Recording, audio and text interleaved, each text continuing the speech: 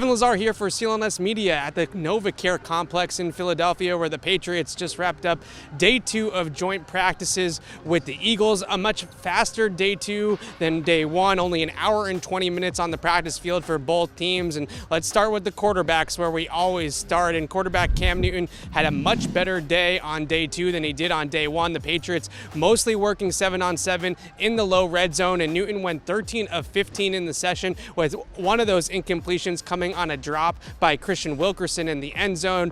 Newton threw touchdowns to N'Keal Harry, Sony Michel, Jacoby Myers, and a nice throw to Nelson Aguilar in the corner of the end zone when Aguilar ran what's called the shake route, where you fake the inside break outside toward the back pylon, and Newton hit him in stride for 6. And just overall, a much sharper process for Cam today, working the underneath coverage, throwing to his running backs coming out of the backfield, making the right reads, putting the ball in good places, and not putting the ball up for grabs, which was obviously an issue for him on day 1 on Monday. No interceptions for Cam Newton on Tuesday, and nothing really close. There was one throw early on that deflected off an Eagle and landed luckily in the hands of Kendrick Bourne, but overall just a clean day from Cam Newton. And you saw out here today that rookie Mac Jones still had some issues with testing the coverage downfield. Early on in practice, he tried to fit a ball to Devin Asiasi up the seam in red zone work, and it was intercepted by the Eagles linebacker underneath the throw, and the throw really never stood a chance. And we saw this yesterday a couple of times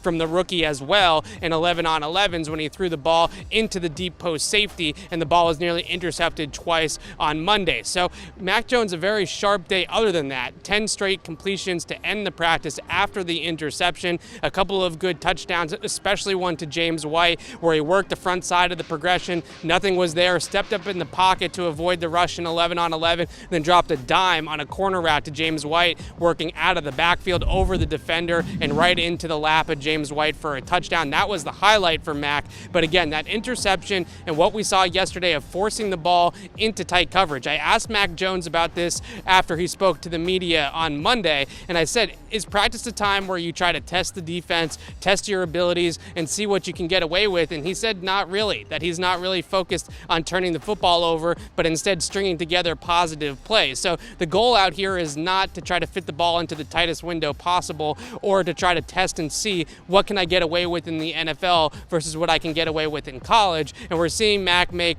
a few mistakes over the last couple of days that he's definitely going to have to cut down on if he's going to win the starting job here for the Patriots. But overall, both quarterbacks very sharp and low red zone work. As I mentioned, Cam Newton, certainly the stronger of the two, didn't have the interception on his resume here today, 13 of 15, really 13 of 14 if you want to count the one incompletion on Kristian Wilkerson for dropping a good pass in the end zone. But Jones finished strong, 10 straight completions to end 7-on-7 work, and then another touchdown to Devin Asiasi in the flat on the goal line in red zone 11-on-11. So both quarterbacks much better on Monday. The offense overall much better on Monday. You can check out the rest of our reactions from day 2 of Patriots training camp out here in Philadelphia, the joint practices with the Eagles, on our YouTube channel, Patriots Press Pass, and you can read my notebook with all the happenings from out here today on Tuesday on CLNSmedia.com. I'm Evan Lazar for CLNS Media. Thanks for watching.